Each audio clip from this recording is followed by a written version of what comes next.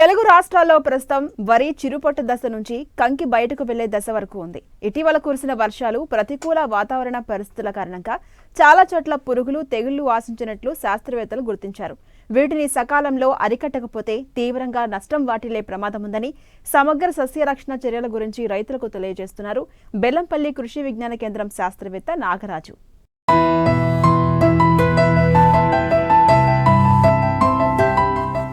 తెలుగు రాష్ట్రాల్లో నీటి వసతి ఉన్న చోట రైతులు అధిక విస్తీర్ణంలో వరి సాగు చేశారు. తెలంగాణలోని వివిధ ప్రాంతాల్లో వరి చిరుపొట్ట దశ నుండి కంకి బయటకు వెళ్లే దశ వరకు ఉంది. ఇటు ఆంధ్రప్రదేశ్లో పిలక దశ నుండి పొట్ట దశ వరకు ఉంది. మిశ్రమ వాతావరణ మార్పుల వలన వరి పైరులో కాండం తొలుచు పురుగు, ఆకు చుట్టు పురుగు, సుడిదోమ, బ్యాక్టీరియా, ఎండాకు తెగులు, కంకి నల్లి, పాము పొడ తెగులు ఉధృతి పెరిగింది. వీటిని సకాలంలో నివారించకపోతే 20 నుండి 30% వరకు దిగుబడులను నష్టపోవలసి ఉంటుంది. వీటి నివారణకు సమగ్ర సస్యరక్షణ చర్యల గురించి రైతులకు తెలియచేస్తున్నారు మంచిర్యాల జిల్లా బెల్లంపల్లి కృషి విజ్ఞాన కేంద్రం శాస్త్రవేత్త నాగరాజు. వరి పంట అనేది చిరుపొట్ట దశ నుంచి కంకి బయటికి వెళ్ళే దశలో మనకు కనబడతా ఉన్నది. మొన్నటి వరకు కురిసినటువంటి భారీ వర్షాలు కావచ్చు, మారుతున్నటువంటి వాతావరణ పరిస్థితులు కావచ్చు, ఈ యొక్క వరిలో వివిధ రకాల చీడపీడలు, ముఖ్యంగా పురుగులు చూసుకున్నట్లయితే ఈ యొక్క కాండం తొలిచే పురుగు కావచ్చు, లేదంటే ఆకు చుట్టు పురుగు కావచ్చు, ఇవి రెండు ప్రధానమైన సమస్యలుగా రైతులు మనకు చెప్తా ఉన్నారు.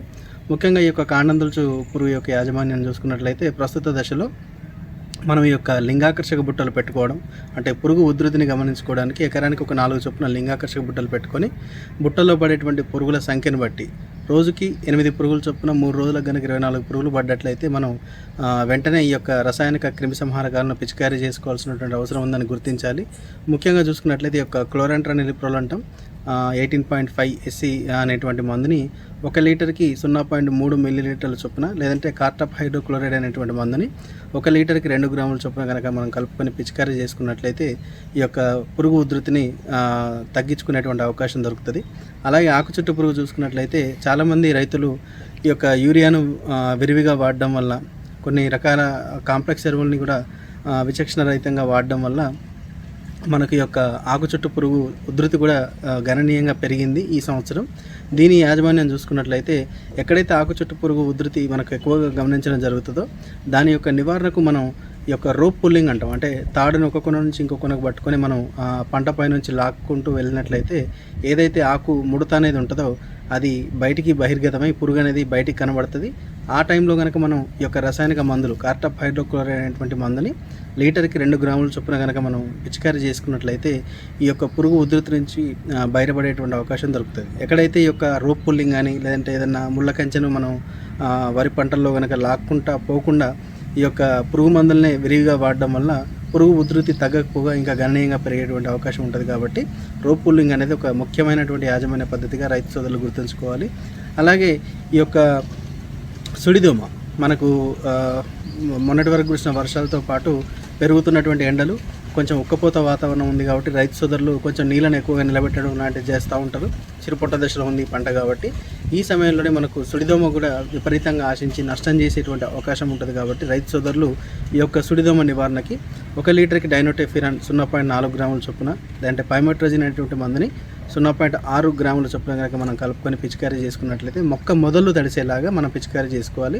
దాంతోపాటు ఈ యొక్క ఆరుతడి పద్ధతిలో కనుక మనం నీటిని ఇస్తూ, అంటే ఇరిగేట్ చేస్తూ ఉన్నట్లయితే సుడిదోమ ఉధృతి పెరగకుండా, అంటే పంట లోపల ఈ యొక్క ఉడకపోత వాతావరణం అనేది తగ్గి పురుగు ఉధృతి తగ్గడానికి అవకాశం ఉంటుంది. కాబట్టి ఆరుతడి పద్ధతిలో నీళ్లు పెట్టుకోవడం అనేది ఈ యొక్క సుడిదోమ యాజమాన్యంలో ముఖ్యమైనటువంటి పద్ధతి.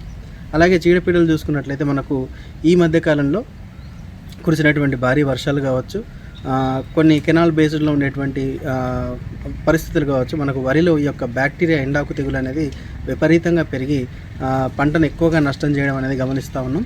దీని నివారణకు మనం ముందు నుంచి కూడా విత్తన శుద్ధి కావచ్చు, తర్వాత పొటాష్ ఎరువుల్ని మనం విరివిగా వాడడం కావచ్చు.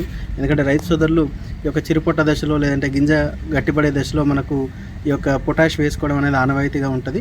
ఎక్కడైతే రైతు సోదరులు ముందు నుంచి పొటాష్ ఎరువులు వాడకుండా విచక్షణ రహితంగా ఈ యొక్క నత్రజని ఎరువులు కావచ్చు, తర్వాత కాంప్లెక్స్ ఎరువులు కావచ్చు వాడతారు, అక్కడ మనకి ఈ యొక్క బ్యాక్టీరియా, ఎండాకు తెగులు అనేది గణనీయంగా ఆశించేటువంటి అవకాశం ఉంటుంది. కాబట్టి పొటాష్ ఎరువు అనేది ఒక ప్రధానమైనటువంటి యాజమాన్య పద్ధతి ఎకరానికి ఒక 15 కిలోల చొప్పున 10 నుంచి 15 కిలోల చొప్పున పొటాష్ ఎరువును వేసుకోవడం.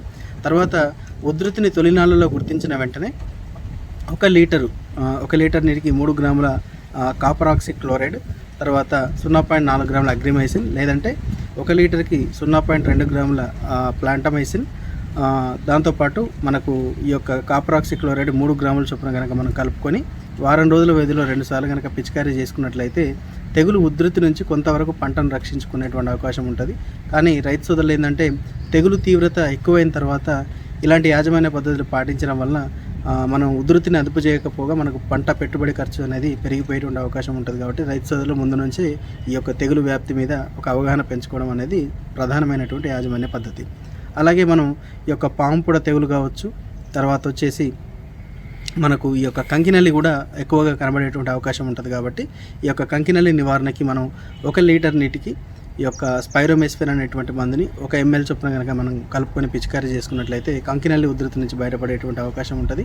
అలాగే పాంపుడ తెగులు నివారణకి ఈ యొక్క హెక్సాకోనజోల్ 2 ml, లేదంటే ప్రోపికోనజోల్ 1 ml చొప్పున కనుక మనం పిచికారీ చేసుకొని యాజమాన్య పద్ధతిని కనుక సరైన పద్ధతిలో సరైన సమయంలో కనుక మనం అప్లై చేసినట్లయితే ఈ యొక్క తెగుళ్ళ బారి నుంచి బయటపడేటువంటి అవకాశం ఉంటుంది. కాబట్టి రైతు సోదరులు పంటను ఎప్పటికప్పుడు గమనించుకుంటూ మారుతున్న వాతావరణ పరిస్థితుల్ని అర్థం చేసుకుంటూ పంటలో ఏ తెగులు వస్తున్నది, ఏ దశలో ఉంది, ఎంత తీవ్రతను ఉంది అనేది గమనించుకుంటూ రసాయనిక క్రిమి సంహారకాలను కనుక సరైన సమయంలో వాడినట్లయితే తెగుళ్ళ ఉధృతి నుంచి బయటపడే అవకాశం ఉంటుంది. కాబట్టి రైతు సోదరులు యొక్క వ్యవసాయ శాఖ అధికారులు కావచ్చు, లేదంటే సమీప కృషి విజ్ఞాన కేంద్రాలు, లేదంటే తెలంగాణ రైతు విజ్ఞాన కేంద్రాల శాస్త్రవేత్తల సలహాలను తీసుకుంటూ పంటల్ని కాపాడుకుంటారని ఆశిస్తున్నాను.